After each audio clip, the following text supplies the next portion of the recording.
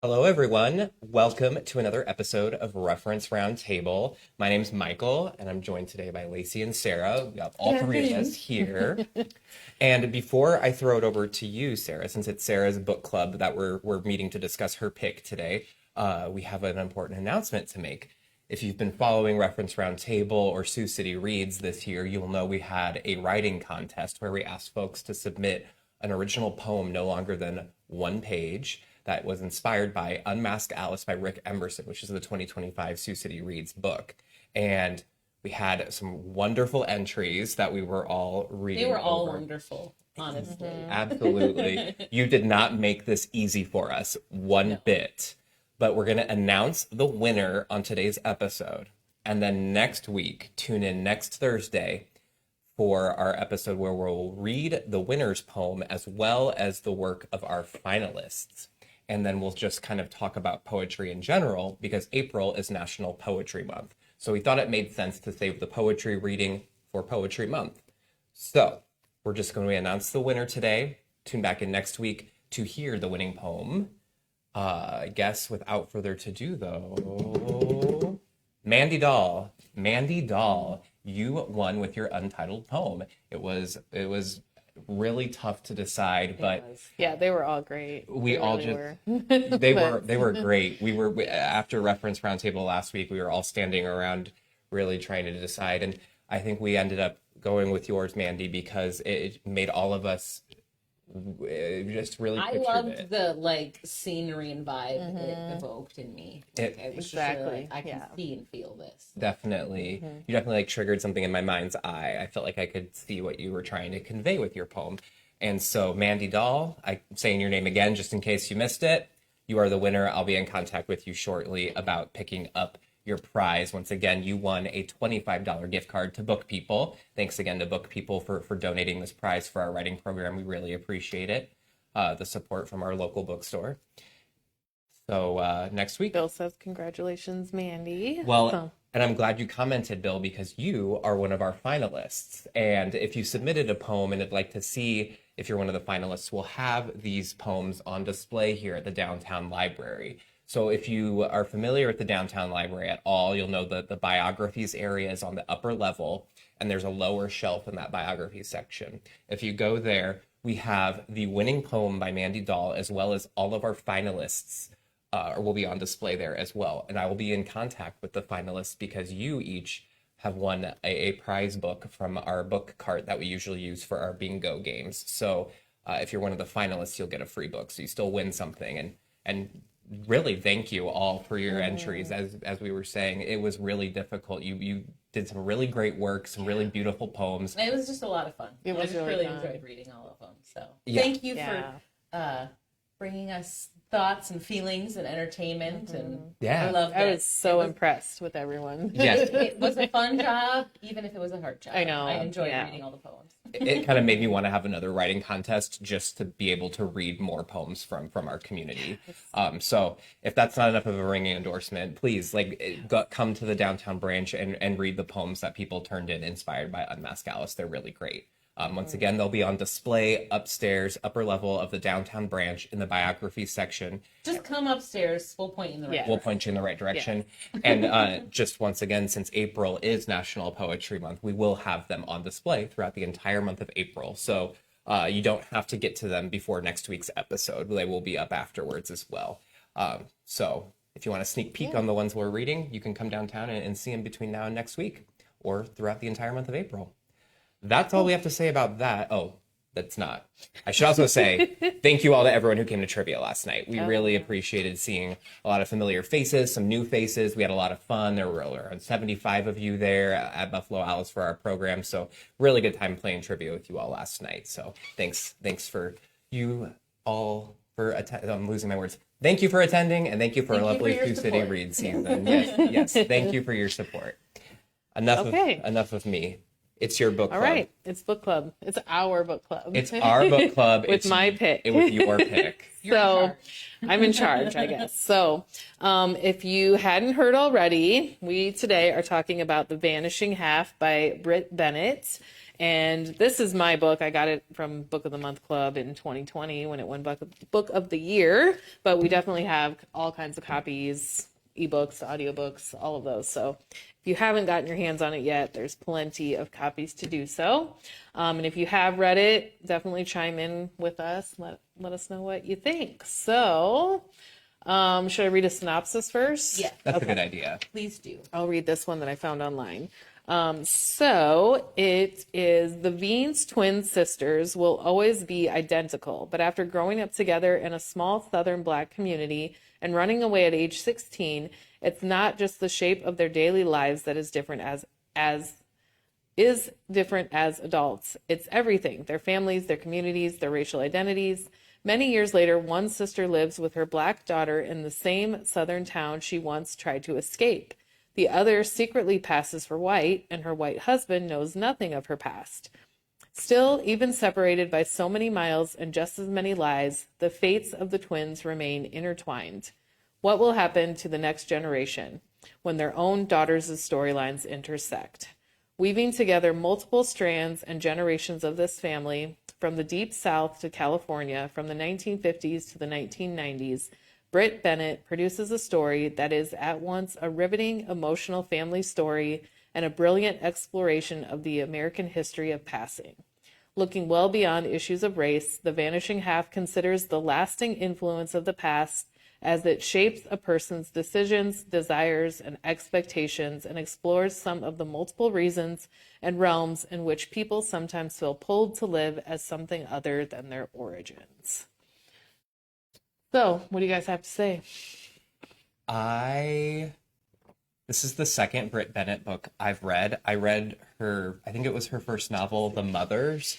And I really enjoyed that one, but I want to go back and reread The Mothers because after reading The Vanishing Half, I realized I really like the way that Brit Bennett writes. I think she pulls off like a really high wire act, which is to use all these different viewpoints and settings, and she transitions between them in a way that, like, if a less skilled author tried to do it, it would be really disorienting. But I just think she's such a skillful writer, and she weaves these stories together in a way where reading her books feels like watching a movie in the best way possible, where the scenes just appear in a way that just flows. That's how I can think to describe it. I definitely agree. I am somebody who's very like, when I hear like, not like a time, I want to say time travel. It's not like, like Back to the Future, but where you go, back and forth. Right. I have read some that are kind of awful because they're so disorienting and you're like, I can't even tell anymore where we're at. Hers were not like that. I never felt like I was like, what's happening? Yeah. It was like very expertly done. Yeah. I've read books that are disorienting that aren't even working with as much as she works with. Like, it's just between two timelines and I can't keep it together. Yeah. You're like, where are we at? So Who if are you're we talking about? skeptical of books like that, like, don't be skeptical for that reason. I think this raises the bar for books like that. Like, it gives you insight into why an author might choose to tell a story in that way. I think this book also is really indebted to two, at least, books before it. I think Passing by Nella Larson and then The Color Purple by Alice Walker. I thought of those two stories a lot when reading this. Do you know what this reminded me of? And I laughed because I'm pretty sure it was one of your book club choices. Not exactly the same, but Three Girls from Bronzeville. Oh, and gave me those vibes of like, again, not the same story, but like, look at how you can kind of have similar upbringings, but how different things can turn out. So it very much I hadn't thought of that, but yeah, you're totally right. That would be a really So good. if you really enjoyed Three Girls from Bronzeville, you should. Be a really or vice good. versa. If you've already read this one, read Three Girls from Bronzeville. Which Three Girls from Bronzeville is a true story. It's a nonfiction. Yeah, true it's a really story great memoir, nonfiction read alike for this. Though, yeah, for sure. I thought this book would be more contained in one era, speaking of times as well, but you really get like there's a lot of different eras. She's really playing with, there's some like bits of nostalgia she plays with. I mean, I wasn't around in the 80s, but when she's talking about the 80s in this book, I don't know, I loved the 80s part of this story. I don't know, it really tickled me. Maybe it's because I really liked Kennedy, the character. Oh, yeah. So the two, I think maybe like a family tree. I'm going to try to lay it out in my head because I think that's helpful. So we have There's a lot of characters. There's a lot of characters. the mother, Adele, who has Jude with a man who, No, right? Adele's the mom of the twins. Oh, Yeah. Adele has Desiree and Stella, the two twins who are kind of like the centerpiece of the story, I would say. Yeah, They're close to definitely. the main characters. Yeah. And Adele is with Early, or is Desiree with Early? Desiree. Desiree, okay, so Desiree and Stella. Stella is the twin that splits away. Yeah. And so let's start at the beginning. This is why we need a family tree. So the twins are I would say the twins are the centerpiece. Yeah. They're the main characters. And they were born to their parents in Mallard, Louisiana. Okay. And their father was killed because he was black, basically. I mean, it goes into more detail in the story. But so then they run away from Louisiana. Yes. When they're 16. To New Orleans. Together. And they basically split and go in different directions in their lives. Desiree goes on to marry a black man, and she has a daughter that presents very She's darker skinned, and a lot of people question where this dark girl came from because they were lighter complected. And then Stella passes for white. Yeah. She meets basically she gets a job and has an affair with her boss, and he's a white man. Secretary, I think. Yeah, and she marries this white man and goes on to live her life as a white woman. Basically, just goes with the flow. Yeah, and Desiree's husband is abusive. I don't know. He's not a good person. No, he's not a good So she leaves him basically and goes back to Louisiana to live with her mother, reconnects with an old flame. Early. Early. That's Early. And goes back with her daughter Jude. And then in the meantime, Stella, who is passing as white, has a white daughter. In Los Angeles, right? Yes, That's in where Los Angeles, California. So okay. and they lose touch. They've lost touch. Yeah, Stella quits, basically like walks out, right? Yeah. Because she gets the job. She has to pretend, not even pretend, because this book really does a great job of showing like how much of racial differences are just in the land of make-believe and are so arbitrary depending on context and setting and what people put on you. Yeah. But like she passes as white to get the job. So the man who falls for her never has any conception about her past either. And so like it's such a cold turkey break from her sister. Yeah. She just like basically disappears one day. Yeah. And you don't really know how and why, right? Until later on in the Yeah. book, because you see it from Desiree's perspective of being abandoned and going back to Mallard. So But Kennedy, kind of like Lacey said, like the three girls from Bronzeville, you just see how the different things affect each twin differently and how that plays out in their lives, and then with their families that they've made themselves. And real quick, William is saying he just joined, so he wants to know the name of the book. We're talking about The Vanishing Half by Brit Bennett. I think the fact that the main characters are twins too, it enabled her to have so many interesting conversations about colorism in the story, because we have Kennedy, the daughter of Stella, and a white man who is told her entire life she's just from a white ancestry. She doesn't grow up knowing that she has black family. And then so she walks through life as this privileged, bratty white girl, and she's one of my favorite characters in the book because she's such a little snot, and I just love her. But then compare her to Jude, who, once again, both of their mothers are twins, right? So presumably look very similar. But then Jude's mother marries a darker complexioned man, and so Jude is born darker than her mother. And so it's very interesting to see the way Jude is treated as a dark-skinned woman versus Kennedy as a fairer-skinned woman. They both have problems, but the way they intersect, because I guess we should also say the daughters meet, and that's a big source of kind of tension in the story. And the way they intersect was delicious to me. I don't know why. I would say that's like kind of the climax. Isn't Yeah. it? Like Because Jude knows the family history basically Yes. because her mother has told her, but Kennedy does not. And Wait, so, Kennedy doesn't know like no, anything. she doesn't know anything. Kennedy doesn't even know her mother's a doesn't know twin, her, right? and no, Yeah. no, she I doesn't think know she's any of been that. almost told she doesn't like have any family. Yeah, basically, right? like her family's all gone. It's like we so, don't speak on it. Yeah, so Jude kind of puts the pieces together and figures out that Kennedy is her cousin, and then starts revealing some things. To Kennedy, who takes it to her mother, Stella. Desiree doesn't know if Stella's alive or dead. She's not contacted her sister. And one of the toughest like parts of the book for me was when Stella goes back to the small town in Louisiana to confront Desiree, not to be like, "Hi, long lost sister, I miss you. It's been a while." She goes to Desiree to say, "Stop telling your daughter all these stories because your daughter's talking to my it's daughter. basically like Yeah. leave me alone. Leave me kind of alone. vibes, you Like, know? keep your daughter I don't- away from I don't mine." want this. Yeah, And then she leaves again without an announcement. And that whole sequence was so touching to me because they have like a little sister sleepover, like fall back into old times. And it's almost like Stella leaves the next day without announcing her departure because she knows like she wouldn't be able to leave otherwise. I could like feel the gravity like pulling Stella to stay in that part. But then she's built such a facade or such a life based off of this facade that she's just like almost in too deep with.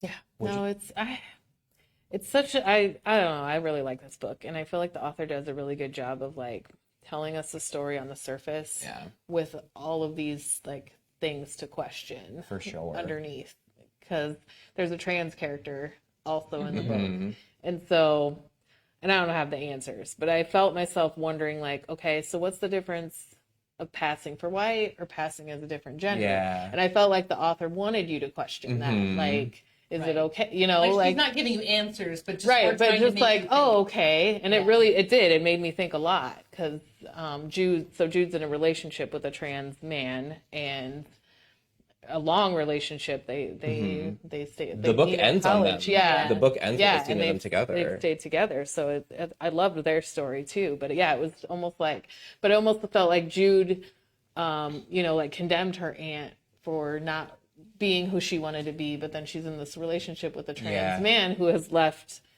their old life behind. For and sure. So I was like, okay, It shows that people have their see what you're reasons. doing here. Yeah.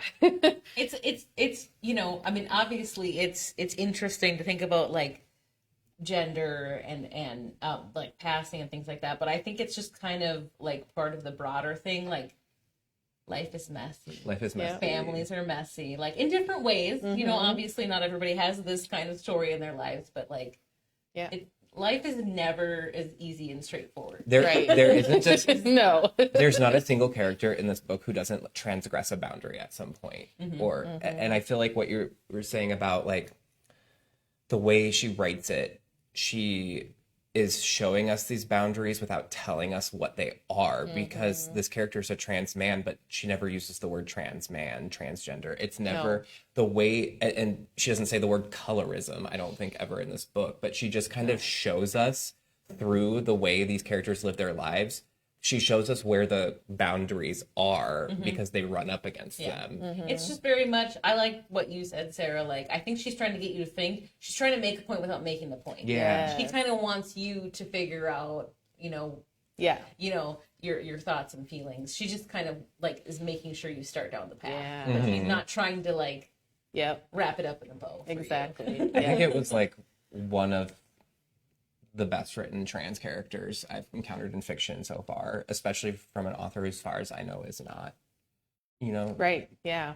trans. It was well done. Yeah. And yeah, like you said, it like led me down. It provoked thought without telling me how to think, I guess. Yes, exactly. Exactly. And that's a good book, Yeah. They don't. It's so well written that it doesn't need to like handhold you like every step of the way Right. to get you to And Yeah. it makes you sad for the characters who are like having to live these double lives and trying to like it, but you don't pity them, if that makes sense. Like, they're still strong in their decisions, even though like everybody around them's telling them they shouldn't be. Like I think of Jude too, maybe like a less extreme example, but she's trying to go to med school and everybody's like, you're dark skinned and you're poor. You good luck. And you're a woman. And Yeah, you're a woman. just- Like but I don't know. I never like I worried about the characters in the way that the narrative kind of made me want to worry about them, but I always had faith in them a weird way. Like they were genuinely strong, not written to be strong, but they were. Like there's even Stella, like her decision is really tough, but I can respect it. After reading the book. I understand. Didn't you have moments though where you were kind of like, Stella, what are you doing? Yeah. Yeah. Yeah. Were you, that's what I was thinking. Like, were Like you when glad she's that dealing Jude, with, like the yeah, neighbors? Loretta. yeah, That's yeah, sad. That was sad. And that's what I thought was going to poke the first hole in her story. So they're in a neighborhood that's all white. It's a very hoity-toity, rich. I think it's not Beverly Hills, but it's Beverly Hills-ish in Los Angeles.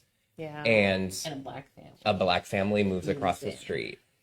And everybody's like, we can't have that. This is no good. And They went to so- the HOA or something and were complaining, had like a meeting and were complaining about it. And Stella, like on the like she joins in those conversations, right? But like when she actually sees the family, and then she starts going across the street, and then soon she has this closeted friendship with this woman, and Kennedy, her daughter's playing with the woman's daughter as well.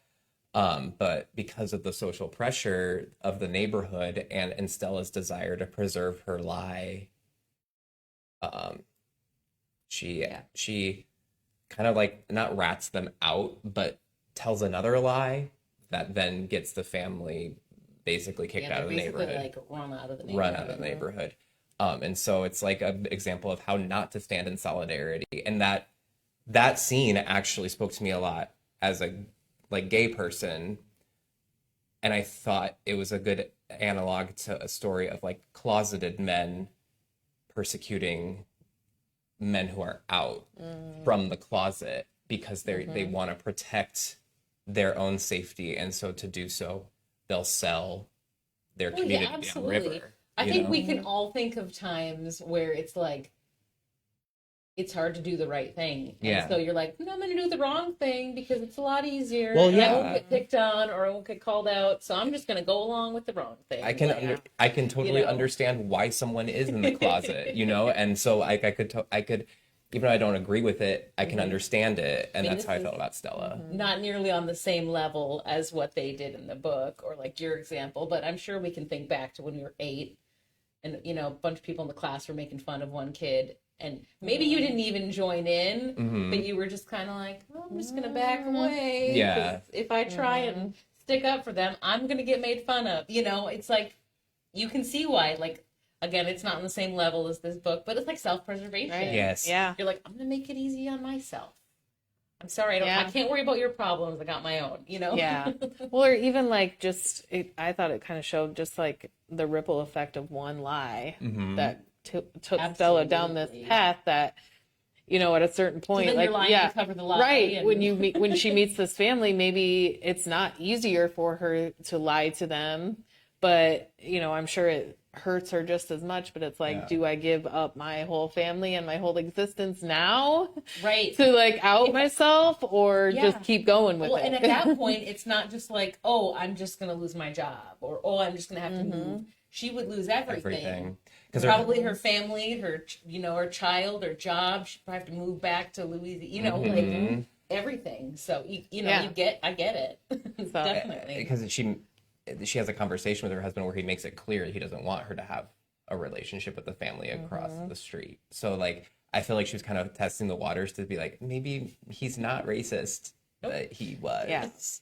So yeah, because then it was like one of the questions that I had found online was like, who do you think was more miserable? Stella, who lived her life as a white woman, or, That's a with good this question. lie, I or don't know. Desiree, who was true to herself but didn't have the easiest life. I think Desiree had a worse life because she's mourning a sister who's not mourning her in the same way. I don't know though. I think Stella was mourning her sister though, and I think it was even more torturous for Stella because she couldn't even express it to anybody. That's true. She had no. She had to keep it all in because she didn't have any. She couldn't tell anyone she had a twin. And human beings can be good at lying to themselves. Stella could, I mean, she's a character, so I'm just assuming things, but, oh yeah, I'm really happy because look I have a child and I'm married, telling yourself, no, look at all the stuff I have. I'm good. I'm happy. I have to keep this lie. I have to keep this going because it's too much to sacrifice not. And I think you're right about that. With that, Stella lies to herself before she lies to everybody else. And you see that when Kennedy starts asking her questions, because Kennedy is honestly, for the spoiled brat that she is, she takes it pretty well and is more like curious about her mom's past and wanting to like have a connection with her mother based off of it. And at first Stella's like, no, we're not talking about it at all. Don't speak of it to me, whatever. And eventually she kind of cracks the door open a little bit, but it's like, this is a secret between mother and daughter. That doesn't happen until Kennedy's like in her late 20s. So like at least throughout that time, and she still isn't treating her daughter like a confidant in the way where she can come to her with these things. It's, you're right. She doesn't have a single person she can talk to. Yeah, I was curious what you guys thought about Jude revealing the secret to Kennedy. Like, oh, I would have been louder than Jude was. I'd be like, where's your mother? Where's your mom? Where's your mom? I just want to talk. Like, you're black. Did you know that? Right. That's kind of what she said, right? Basically, she said, like, so I don't know. I was like, also because I guess I was glad when I read it, but then after I thought about it, I was like, oh, geez, like, was that her place? Like, that's a good question because I don't have an answer for it. I don't either. Okay. I can see but both it's sides. kind of one of those things. Is there a right way to do that? Is there a wrong way? I'm not saying there's either one. It's just, I don't know. Yeah. I mean, she did try with Stella first, so Maybe Stella could have That's true. went to her daughter at that point. I think it would have at least softened the blow to come from the parent. I mean, it's not like it still wouldn't have been like, wow, but it might have softened the blow. Yeah. Maybe it wasn't her place, but she didn't put herself in that place. Like, other people put her in that situation where it was kind of like, regardless of whether it's her place or not, like, that's her mother. Like, her mom's had this whole life where she's like wondering what happened to her sister. It's this great unknown. It's like, I can only imagine that she's watched it eat away at Desiree throughout her entire life. So if I found out that the person who's the source of all that trouble for my mother was still alive, not only still alive, but living a wealthy, privileged life in Los Angeles high society. Would you be worked up? Oh, I would be hot. I would be mad. Like, there's a scene in the book where Jude first sees Stella, and it's at a party where Jude spills wine on the carpet, and there's a huge freak out. And so Stella's living in a world where people have rugs that are so valuable. It's like a really fancy It is the rich of LA. So if I found out, and she hasn't sent a single check home to Louisiana to help my mother who lives in a You'd be shack. coming after her. Like, I thought Jude and Kennedy were my favorite characters, the daughters of the daughters. I loved them. I loved how they completed each other, because Kennedy as a brat, but she's a brat with a heart of gold. Jude is like kind of a do-gooder, but she's not a doormat either. And together, I think they bring out the best in each other in a way that I really enjoyed. So, I don't know, now I'm saying all this, I'm coming around to maybe it was her place, because Stella's too scared, Desiree's too tired, she's also too poor, she's in Louisiana, she can't track down Stella. If I'm the one and I'm put there, if I found out she was in Los Angeles, because I wouldn't even just be showing, sorry, I'm getting mad. You opened the I'm getting mad. I forgot how, I guess so. I guess it's safe to say you would have told her. I would have told her, and I wouldn't have just told her. I would have told the press. I would have told everybody. Because Kennedy is like trying to be an actress and a star, as many nepotistic, privileged white children do. But she's not great at it. She's just in like a rinky-dink great theater production that Jules happens to stumble in. And then Jude. And then Jude's like, maybe if I go to the show, her mom will be there and I'll run into her. I'd be like, no. What's your name? What's your last name? Where do you live? I'm grabbing the phone book. If I found out that lady was in the same city as me, I'd find her. I would, and I'd be knocking on doors, especially if I knew I would. Oh, yeah, let me. It was also a different era too, where era. people weren't as easy to find. So. No, but if you're rich in Los Angeles and you have a social life, you know what I mean? Like, I feel like their name was in the press at some point. You know, I would have. Yeah. But Jude isn't vengeful in the way that I might be. You know, Jude is very. Well, it would have made for a different story. Would have made for a different story. Jude is so wise beyond her years, and she just. I don't know. I looked up to her as a character. Like, she's someone I would try to be like. I would try to be like Jude, but I would end up being more like Kennedy. So that's why I like them.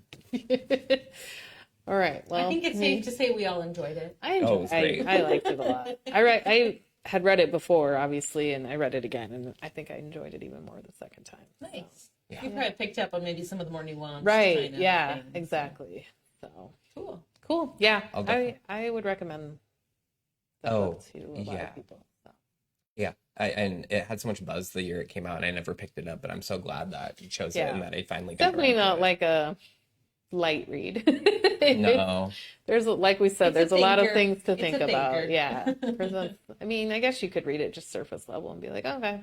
Not a light read, but almost a must read. Like, it's just really a really good book. I'm excited to see what she writes next. All right. Do you want to announce what we're doing for the next book club? Sure. So before we go, do you want me to get it for you? Yes, thank you. So our next reference Roundtable read along book club pick is my selection. And it's at the end of May. End of May. So we got 2 months. Yes. So it's called Beautyland by Marie Helene Bertino. I believe I'm pronouncing that right. She's Italian.